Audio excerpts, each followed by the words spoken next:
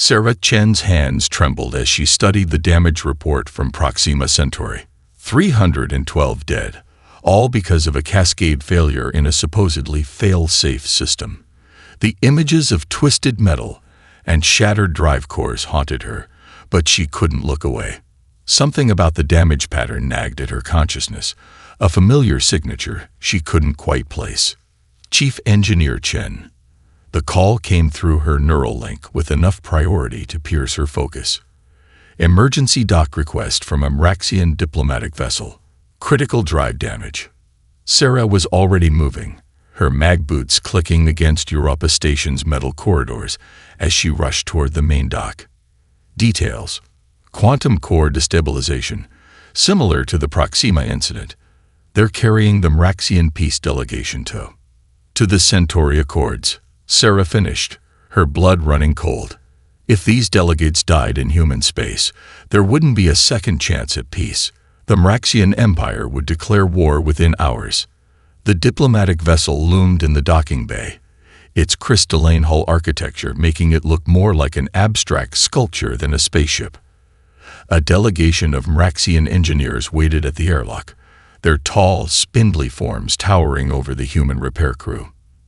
Their ceremonial armor couldn't hide their agitation. Their head frills quivered with barely contained panic. The damage is irreparable, the lead Mraxian engineer declared, its translator struggling to convey the complex harmonics of distress in its voice. We have tried every standard procedure in the engineering codex. The quantum core's containment system is beyond salvation.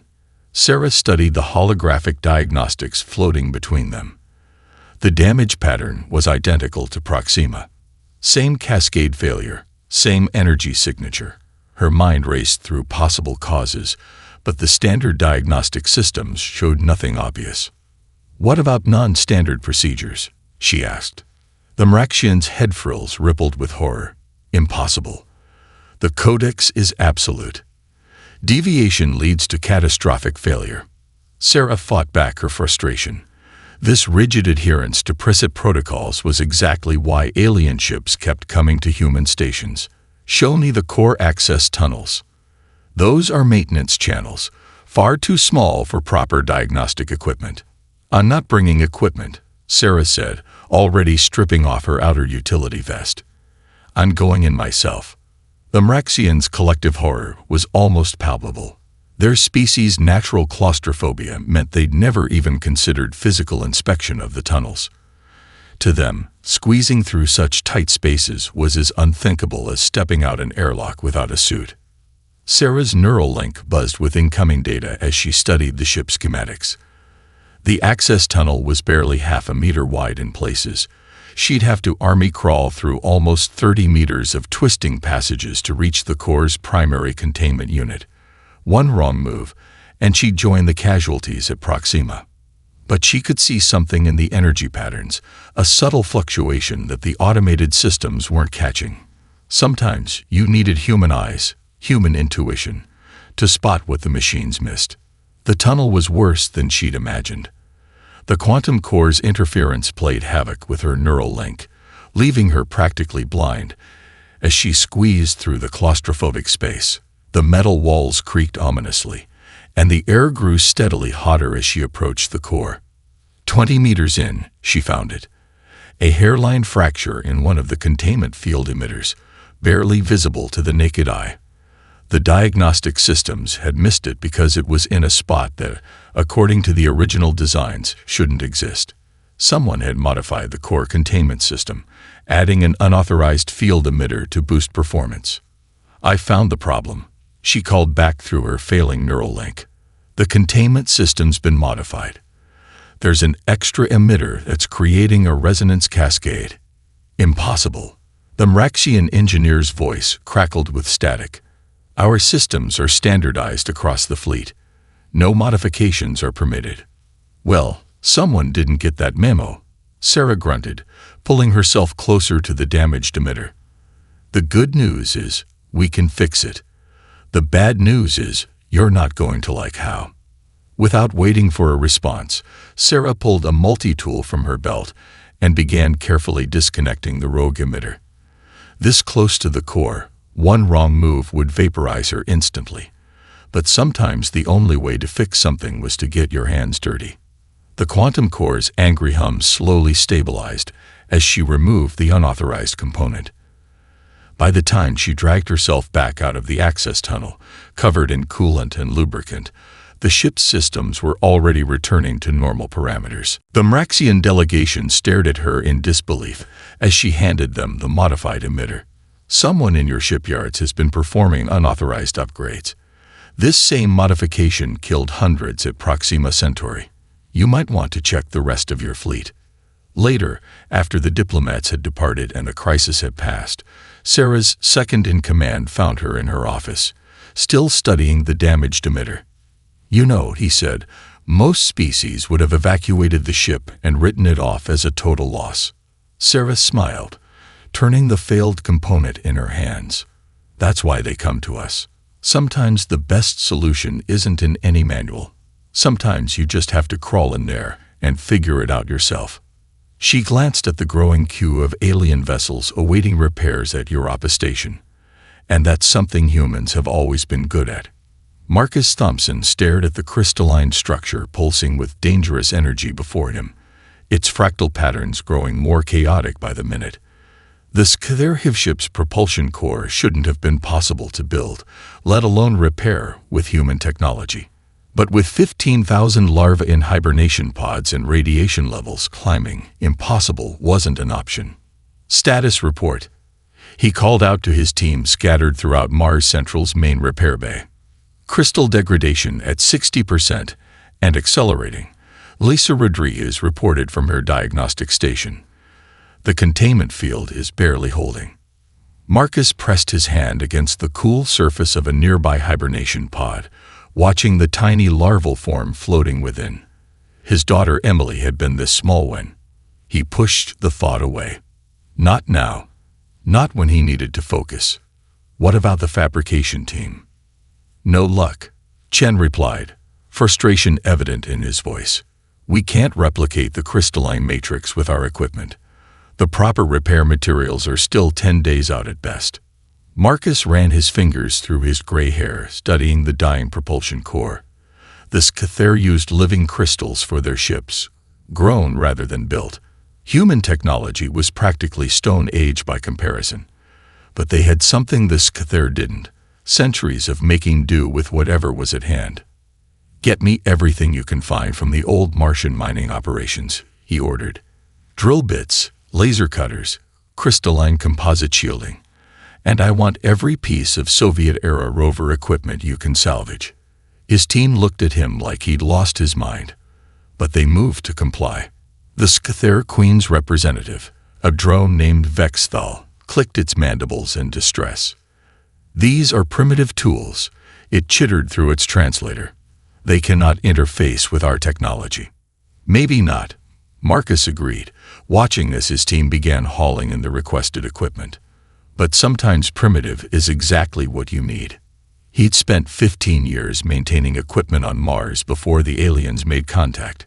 When you were millions of kilometers from Earth with limited supplies, you learned to get creative.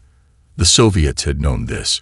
Their rovers had kept working decades longer than anyone expected, thanks to robust, adaptable design. "The crystal's atomic structure is degrading because of radiation exposure," he explained, sketching a diagram in the air with his neural link. "But what if we could reinforce it? Create a lattice of simpler crystals around it?" "Impossible," Vexthal insisted. "The energetic resonance would be dampened by the silicon matrix in the mining drill bits." Marcus finished. "We modify the laser cutters to reshape the crystalline shielding, used the Soviet rover's radiation shielding as a template." His hands flew over the diagnostic controls as he worked out the calculations. It was crazy. It probably wouldn't work, but he could see it in his mind. Like Emily's old crystal growing kit, but with stakes that made his hands shake. The next 6 hours were a blur of precision cuts, careful energy modulation, and more than a few prayers to whatever gods might be listening. They cannibalized 50 years of Martian mining history, turning humanity's first faltering steps on the Red Planet into a scaffold for technology centuries ahead of their time. When the HFY ship's core finally stabilized, wrapped in a lattice of human-made crystals and Soviet radiation shielding, even Vexthal seemed impressed. "How did you know this would work?" the drone asked as they watched the radiation levels slowly drop to safe levels. Marcus smiled, remembering weekends spent with Emily, growing crystals in their habitat's kitchen. Sometimes the old ways are the best ways. Humanity spent centuries learning to work with crystals before we ever thought about space travel. Your people grew your technology so fast. You skipped all the simple solutions. He walked over to the hibernation pods, checking the status displays. The larvae were already showing signs of recovery. Sometimes you need to go backward to move forward. The Queen will want to know how you achieved this, Vexthal said. Our engineers will want to study your solution. Marcus nodded, watching his team begin documenting their jury-rigged repair. Tell them to keep those old mining tools around. Sometimes the best technology isn't the newest. It's the one that's proven itself over time. As the Cathar drone departed to make its report, Marcus finally allowed himself to remember Emily's face, bright with excitement, as she watched crystals grow in their makeshift lab. She would have loved to see this, to know that the simple principles she'd died trying to understand had saved thousands of lives. "Good job, kiddo," he whispered. "We finally grew that perfect crystal you always wanted." Around him, Mars Central hummed with activity as more alien ships arrived, drawn by stories of human engineers who could fix the impossible with nothing but ingenuity and determination. Marcus smiled, knowing that somewhere, Emily was smiling too. Unauthorized modification of standardized repair protocols, willful disregard for safety procedures, reckless endangerment. The list of charges against Dr. Amara Okafor scrolled endlessly on the suspension notice floating before her. She closed the notice with a sharp gesture, turning instead to watch the streams of ships passing Neptune's edge station. Her dangerous repair technique had saved that Centaurian freighter. The fact that it violated half a dozen Galactic Alliance protocols was, in her opinion, a problem with the protocols, not her solution. Dr. Okafor, the urgent call came from the observation deck's entrance. Junior Engineer Petal stood there, breathing hard. Emergency broadcast from the Vale Nebula region. A space-time anomaly just collapsed. We got dozens of ships incoming, all with critical drive damage. Amara was moving before he finished speaking. How many? 43 vessels confirmed, more expected, all showing the same quantum field disruption patterns. The same patterns she'd solved on the Centaurian ship. The same problem that had got her suspended. The universe, it seemed, had a sense of irony. Standard protocols won't work, she said, reviewing the incoming data. The anomalies created quantum entanglement cascades. Traditional repairs will only make it worse. Then we evacuate them and write off the ships, Station Director Collins stated flatly, joining them at the command center. We can't risk non-standard repairs on this scale. Amara's hands clenched. There are over 12,000 people on those ships. The evacuation pods won't work. They're quantum-locked to their vessels. My method can save them. Your method is untested and unauthorized, Collins countered. The liability alone. To hell with liability. Amara slammed her hand down on the console. While we argue, those ships are dying. Their quantum cores are going to collapse, and when they do, the entanglement effect will tear this entire sector apart. She pulled up the repair simulation she'd been refining since her suspension. Look, the standard protocols try to stabilize the quantum field directly. But if we invert the approach, use controlled quantum collapse to break the entanglement. That's insane, Collins breathed. You're talking about intentionally destabilizing their cores. Sometimes you have to break something to fix it, Amara said softly. My parents taught me that back in Legos, when the solar arrays failed during the dust storms, we'd sometimes have to completely discharge them to clear the magnetic interference. Everyone said it was crazy, but it worked. The first damaged ships were already docking. Warning klaxons blared as their quantum signatures set off every safety alarm in the station. "If you're wrong," Collins said, "you'll kill everyone on those ships. And probably everyone on this station too." Amara met his gaze steadily. "And if I'm right, we saved 12,000 lives and learned something new about quantum mechanics. Isn't that worth the risk?" After what felt like eternity, Collins nodded. "Do it. But if this goes wrong—" "I know," Amara said, already connecting to the station's repair systems. "I'll be too dead to be court-martialed." The next 12 hours were a symphony of controlled chaos. Amara moved from ship to ship, implementing her inverse quantum collapse procedure. Each vessel required precise calibration. Too much power, and the core would implode. Too little, and the entanglement would remain. She worked through the pain as her neural link burned from overuse, through the exhaustion as ship after ship arrived. Each successful repair proved her theory. Sometimes the rules needed to be broken for progress to be made. When the last ship was stabilized, Amara finally allowed herself to collapse into a chair in the observation deck. Through the massive windows, she could see the saved vessels, their quantum cores now pulsing with stable, healthy light. "The Galactic Engineering Council is calling," Collins told her, looking both exhausted and impressed. "They want to know exactly how you did it." Amara smiled tiredly. "Tell them I'll write up a full report, right after I sleep for about a week." "They're also talking about updating the standard protocols," he added. "Apparently, there's been some discussion about the need for flexibility in emergency situations."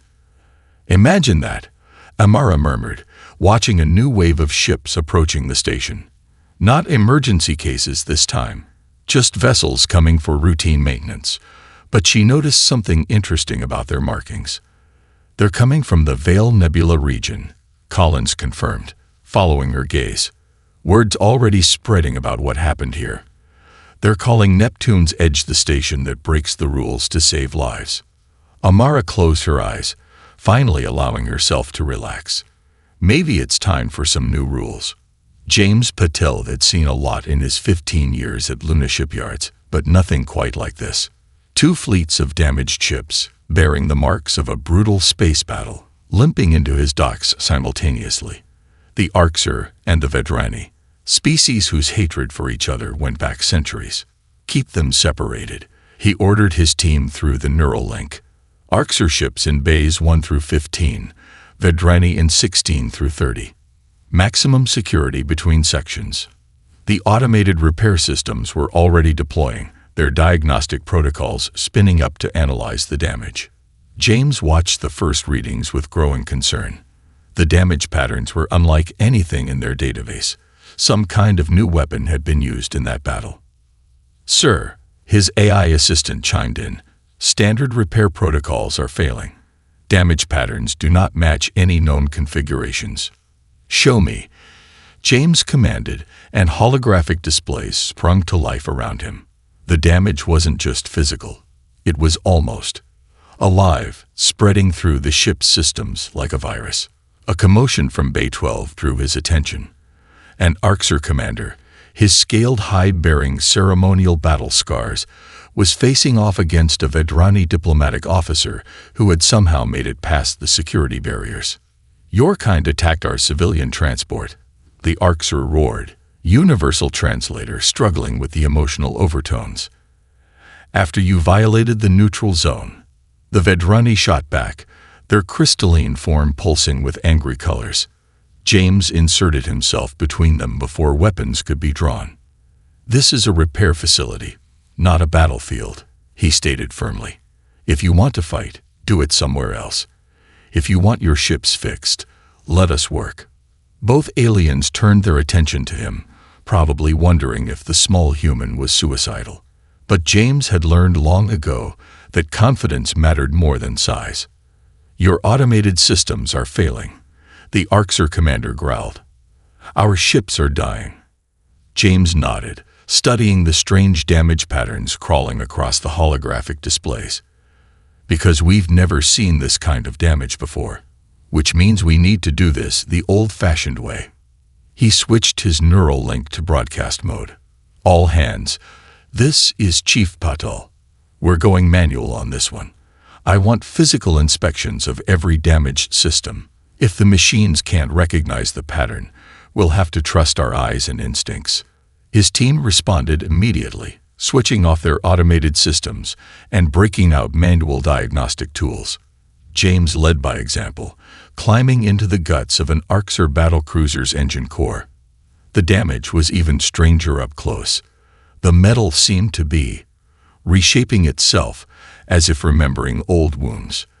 He ran his hands along the warped surfaces, feeling the subtle vibrations, the almost organic way it pulsed under his touch. It's not destruction, he muttered, realization dawning. It's transformation. The weapon isn't destroying the ships, it's trying to rebuild them. He quickly shared his findings through the neural link.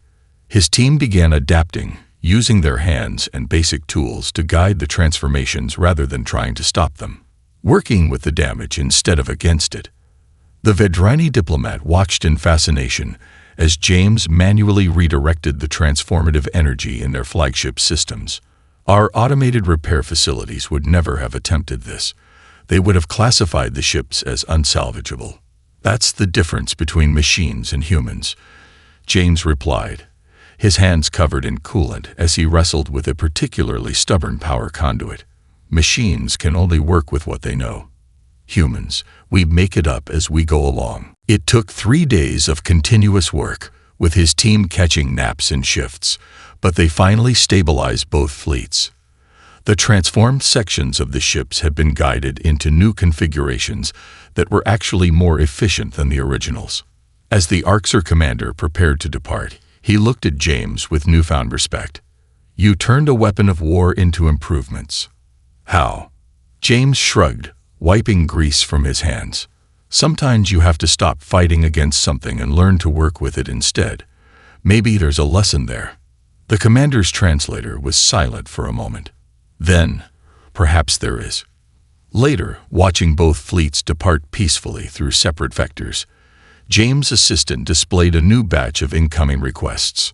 Sir, we're receiving repair applications from 17 different species. They're all asking specifically for human manual repairs rather than automated services. James smiled, looking at his oil-stained hands. Tell them we'll be ready. Sometimes the best tool for the job isn't a tool at all. It's just a human being willing to get their hands dirty. Wei Zong's hands wouldn't stop shaking. The massive Vexari warship looming in Titan Hub's main dock didn't help her anxiety, nor did the crowd of tall, predatory aliens watching her every move with their unblinking compound eyes. The human appears defective, the Vexari chief engineer clicked to his commander. Their translators made no attempt to hide the disdain in their voices. Perhaps we should wait for a more stable specimen. Wei forced herself to breathe slowly, focusing on the holographic diagnostic displays rather than the alien's intimidating presence. The warship's quantum core was destabilizing. That much was clear. But the Vexari's pride was as much a problem as their failing drive system. I can fix it, she said, proud that her voice barely wavered. But I'll need direct access to your engine room. The Vexari warriors chittered among themselves, their blade-like appendages clicking against their ceremonial armor. Their commander, nearly 3 meters of gleaming chitin and sharp edges, stepped forward. Impossible. No outsider has ever been permitted inside a Vexari engine room. It would violate our most sacred protocols. Wei's anxiety threatened to overwhelm her, but she forced it down. She hadn't spent years learning to manage her condition, just to fail now. Then your ship will explode within 6 hours, taking half of Titan Hub with it. The commander's compound eyes flickered in complex patterns. You show surprising courage for one so obviously afraid. But our laws are absolute. Then maybe, Wei said, an idea forming, we should speak in terms you understand better than laws. She stepped forward, forcing herself to meet the commander's gaze. I challenge you to Keth Ferry. The entire Vexari delegation froze. Even their translators seemed stunned into silence for a moment. "How does a human know of the ritual of engineering combat?" the chief engineer demanded. "I study alien cultures as well as their technology," White replied. "I know that Vexari engineering privileges are earned through ritual combat. So test me. If I win, I get access to your engine room. If I lose," she swallowed hard, "well, I'll be too dead to worry about it." The commander's mandibles clicked rapidly, their equivalent of laughter. "You would risk death to repair our ship." Wei nodded, her hands finally steady. "That's what human engineers do." The ritual arena was quickly prepared in one of Titan Hub's cargo bays. Wei faced the chief engineer across a field of holographic engineering puzzles, each one representing a potentially lethal system failure. In the physical world, they stood 5 meters apart. In the virtual space, they were deep inside the quantum core of a Vexari warship. The first challenge nearly killed her. Vexari engineering thought was alien, emphasizing aggression and direct force where humans would use finesse. But as the puzzles grew more complex, Wei began to see the patterns. Their solutions weren't about brute force. They were about controlled aggression, about knowing exactly when and where to strike. Hours passed. Wei's neural link burned from the constant high-speed calculations, but she kept pace with the Vexari engineer. For every aggressive solution he proposed, she offered an elegant counter. Where he sought to dominate the system, she worked to understand it. The final challenge was a perfect replica of their current problem, a destabilizing quantum core. The chief engineer attacked it directly, trying to force the wild energies back into alignment through sheer will. Wei watched him fail twice before stepping in. "Look," she said, manipulating the holographic representations. "The instability isn't your enemy. It's trying to tell you something." She demonstrated how the energy fluctuations followed a pattern, like a heartbeat. "Your core isn't failing. It's evolving. We just need to guide it, not control it." The chief engineer's movements stopped, his compound eyes studying her solution. "You fight like a diplomat, not a warrior." "Sometimes the best engineering is diplomacy," Wei replied, showing him how to work with the core's natural rhythms. "Understanding is better than controlling." When the simulation ended, Wei's solution glowing in perfect stability, the commander himself stepped forward. "You have earned your right to enter our engine room, Engineer Zhang. But tell me, were you truly ready to die for this challenge?" Wei smiled, her hand steady as she prepared her tools. "My anxiety tells me I'm going to die every day. I've learned to live with it. Sometimes the biggest challenges aren't technical, they're personal." The Vexari warship's core was stabilized within hours, guided through its evolution, rather than forced back to its original state. As the Vexari prepared to depart, their chief engineer approached Wei one final time. "We will tell others of this," he clicked, "of the human engineer who fights with wisdom instead of force." Wei watched them leave, her neural link already displaying dozens of new repair requests from other Vexari ships. Somehow, her hands weren't shaking at all. Dr. Maya Rodriguez stared at the equations floating in the holographic display of her Kuiper Gulb lab, their patterns finally making sense after 3 years of research. The neural patterns that made human engineers uniquely capable of solving alien technological problems weren't just random variations, they were a completely different way of processing reality itself. "Kira, are you seeing this?" she called to her research partner. Only silence answered. Maya frowned, checking the lab's internal sensors. "Kira." The security alert hit her neural link a moment later. "Unauthorized access in the quantum computing core." Maya's blood ran cold as she pulled up the security feeds. Kira lay unconscious near her workstation, while dark-suited figures efficiently copied data from her systems. Corporate espionage wasn't uncommon in the outer system, but this was different. These weren't typical thieves. Their movements were too precise, their equipment too advanced. This was a professional operation. Maya quickly initiated her emergency protocols, encrypting her most critical findings. The next step would be to alert station security, but her neural link refused to connect. Jammed. "Impressive work, Dr. Rodriguez," a smooth voice said from behind her. "Your research into human neural architecture is exactly what we've been looking for." She turned to face a tall, elegant alien she recognized as a Nexus Corp executive. The company was notorious for its aggressive acquisition of new technologies, by any means necessary. "Where's Kira?" Maya demanded. "Your partner is merely unconscious. She'll remain that way while we complete our transaction." The executive gestured, and his security team began systematically downloading her research databases. "Your discovery about human engineering intuition. It's not just theory, is it? You've found a way to quantify it."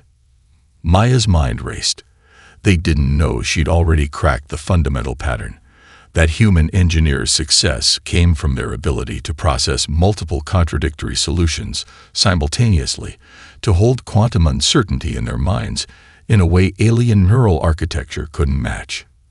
"It's incomplete," she said carefully. "The neural patterns are too complex to map." The executive's mandibles clicked in amusement. "Don't lie, Doctor. We've been monitoring your progress. You've found something. Something that could let us replicate human engineering intuition artificially." Maya watched them copying her files, knowing she had minutes at most before they reached the encrypted core data. She needed a plan. Fast. "You're right," she said, forcing a smile. "I did crack it. But the data you're copying is just the preliminary work. The real breakthrough is in the quantum core itself. I can show you." The executive studied her for a moment, then nodded to his security team. Maya led them toward the quantum computing center, her mind working faster than it ever had before. Human engineering intuition didn't just solve problems. It saw possibilities that rigid, logical systems missed. "The key," she explained as they walked, "is understanding how human minds process quantum uncertainty. We don't just solve problems. We exist in a state of multiple solutions simultaneously." She reached the quantum core's control panel, her fingers dancing across the controls. "Let me show you." Before the security team could react, Maya initiated a controlled quantum cascade. Not enough to damage the station, but enough to create localized uncertainty fields throughout the lab. Suddenly, every piece of equipment, every door, every system existed in multiple quantum states simultaneously. The security team's augmented systems tried to compensate, but their rigid programming couldn't handle the quantum uncertainty. They froze, caught between multiple conflicting realities. Maya ran, her human brain naturally adapting to the quantum flux she'd created.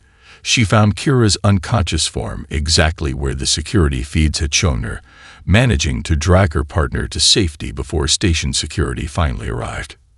Hours later, after the Nexus Corp team had been arrested and Kira had recovered, Maya sat in her lab reviewing the damage. "They wanted to replicate human engineering intuition," she told Kira. "They thought they could copy it, program it into their systems." Kira rubbed her head where she'd been struck. "Why wouldn't that work?" Maya gestured at the equation still floating in her display. "Because they were thinking like machines, trying to reduce everything to clear, binary choices. But human engineering intuition isn't about finding the one right answer. It's about being comfortable with uncertainty, about seeing all the possibilities at once and choosing the one that feels right. Like what you did with the quantum cascade," Kira said. "You didn't know exactly how they'd react, but you knew it would give us an advantage." "Exactly. You can't program that kind of intuition. You can't copy it or steal it."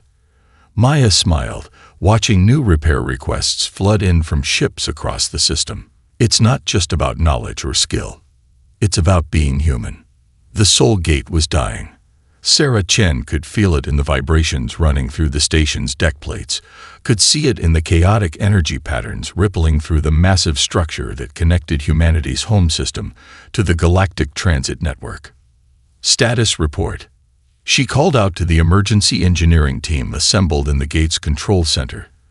Faces she knew. Marcus Thompson from Mars Central, Amara Okafor from Neptune's Edge, James Peddle from Luna Shipyards, Wei Zhang from Titan Hub, and Maya Rodriguez with her quantum expertise, the best human engineers in the system, brought together by catastrophe.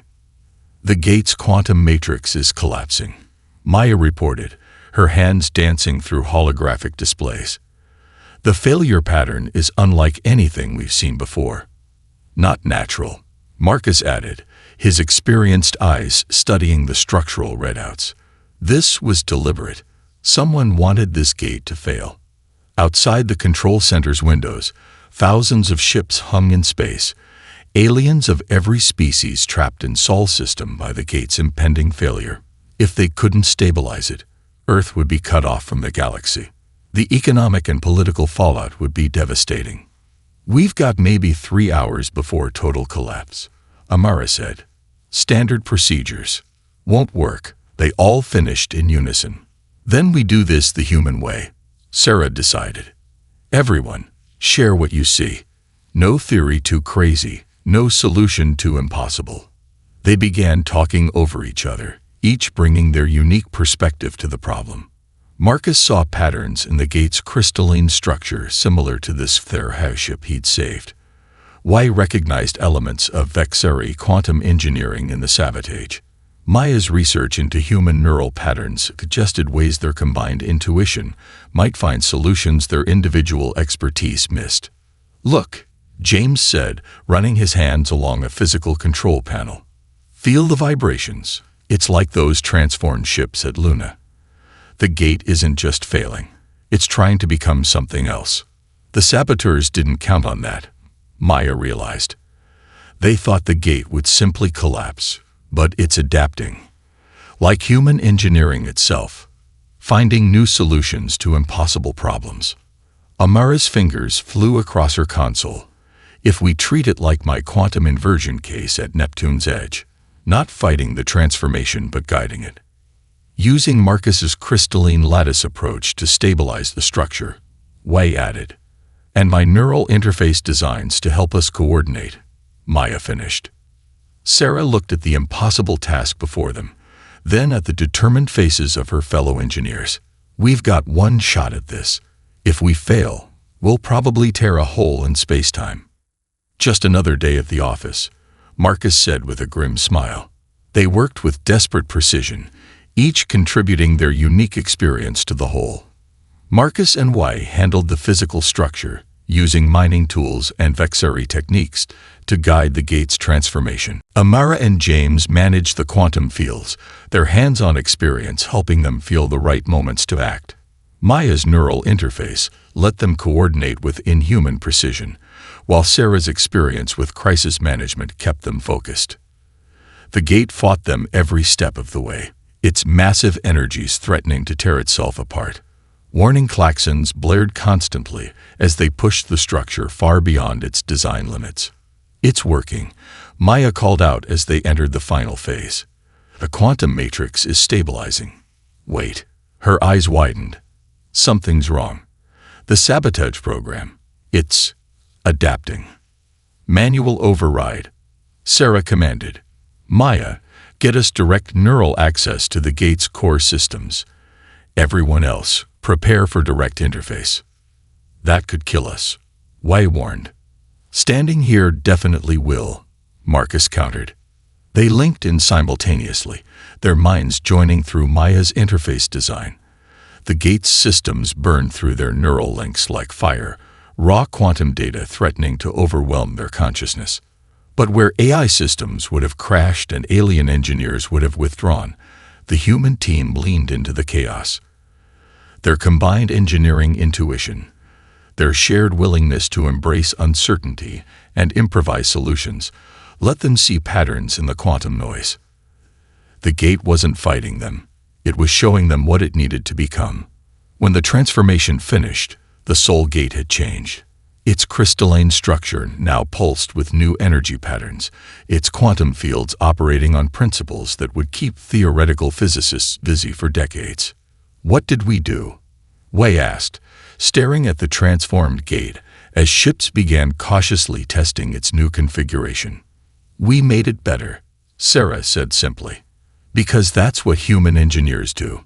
We don't just fix things, we improve them. The gate hummed with power, its new design already proving more efficient than the original.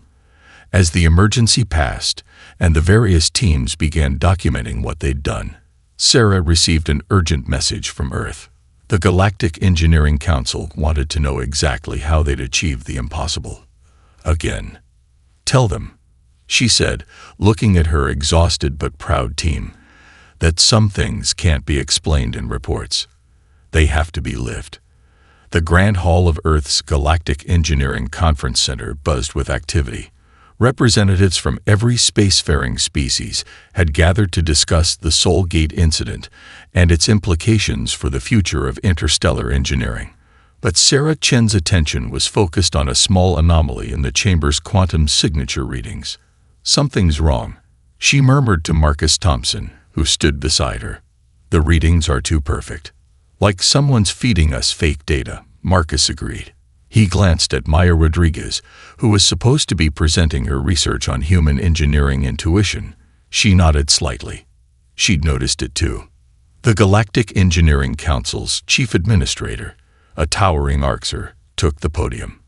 We are here to discuss the remarkable achievements of human engineers and to consider incorporating their unconventional methods into galactic standards, and to discuss the Soul Gate incident, added a Vexari representative, a mysterious sabotage attempt that human engineers somehow predicted and countered. Wei Zhang, sitting with the Titan Hub delegation, caught Sarah's eye and tapped her neural link discreetly. A private channel opened between the human engineers. The quantum signatures, Wei said. They're building towards something, just like at the gate. But smaller, James Patel added from his position near the chamber's engineering station. More controlled. A test run, Amara Okafor realized. The gate wasn't the real target. This is. Sarah stood, interrupting the council's formal proceedings. Chief Administrator, I request an immediate emergency inspection of the chamber's quantum containment systems. The administrator's scales rippled with annoyance. Engineer Chen, this is hardly the time for. The chamber's lights flickered. Maya's hands flew across her diagnostic panel. Quantum surge building in the substrate. Same signature as the gate sabotage. Clear the chamber, Sarah commanded, her voice cutting through the growing panic. All non-engineering personnel, evacuate immediately. But the exits sealed before anyone could reach them. Holographic displays sparked to life, showing a familiar face. The Nexus Corp executive, who had tried to steal Maya's research. Did you really think we'd give up so easily? He asked. The gate was just a proof of concept. Now we'll demonstrate why rigid, controlled systems are superior to human chaos. The chamber's quantum containment fields began to collapse, threatening to tear the building apart at the subatomic level. But Sarah looked at her fellow human engineers and saw not fear, but determination. Maya, get me those quantum readings, she ordered. Marcus Wei, start adapting your crystalline lattice technique to the chamber structure. James, Amara, we need your hands-on experience with the containment fields. Wait, the administrator interrupted. You can't just. Would you prefer we follow proper procedures while we all die? Amara asked pointedly. The human engineers moved with practiced coordination, each adding their unique perspective to the problem. Where the saboteurs expected panic and chaos, they found focused improvisation. They don't understand, Maya said as she worked. They think human engineering is just chaos and luck. They don't see the patterns in our intuition. Show them, Sarah commanded. The chamber's quantum fields were transforming, just as the gate had. But this time they were ready. Marcus and Wei's crystalline techniques contained the physical transformation. James and Amara's experience guided the quantum fields. Maya's understanding of human neural patterns helped them work in perfect synchronization. The saboteurs' program fought them, trying to force the quantum collapse. But it was designed to fight logical, predictable responses. Human engineering intuition was anything but predictable. Now, Sarah called out. They moved as one, their neural links synchronized through Maya's interface. The chamber's quantum fields inverted, turned back on themselves. The Saboteurs program, designed to create chaos, instead became the seed of a new order. When the transformation finished, the chamber hummed with power. The containment fields hadn't just been restored. They had evolved into something new, something that combined the best of human improvisation and alien precision. The Nexus Corp executive's hologram flickered and died as his systems crashed, his location already being traced by Earth security forces. Impossible, the administrator breathed, studying the readings. You turned their weapon into an improvement. Again. That's what we do, Sarah said simply. We don't just solve problems, we learn from them. Every failure is a chance to make something better. The administrator was silent for a long moment. Then, the council votes to officially recognize human engineering methods as a new galactic standard, not as a replacement for existing procedures, but as a complement to them. Sometimes the best solution is a combination of order and chaos. Later, as ships from across the galaxy continued to dock at human stations, Sarah watched her fellow engineers teaching their methods to alien students. Not through rigid procedures and unchanging protocols, but through hands-on experience and guided intuition. They're finally starting to understand, Marcus said, joining her at the observation window. It's not about being better or worse. It's about being different. About seeing possibilities where others see only problems. Sarah nodded, watching a newly repaired ship depart. That's why they come to us. Not because we're the best engineers in the galaxy, but because we're the most human, Marcus finished. Above them, the transformed chamber's quantum fields pulsed with new energy, a testament to humanity's greatest strength, the ability to take what exists and imagine what could be.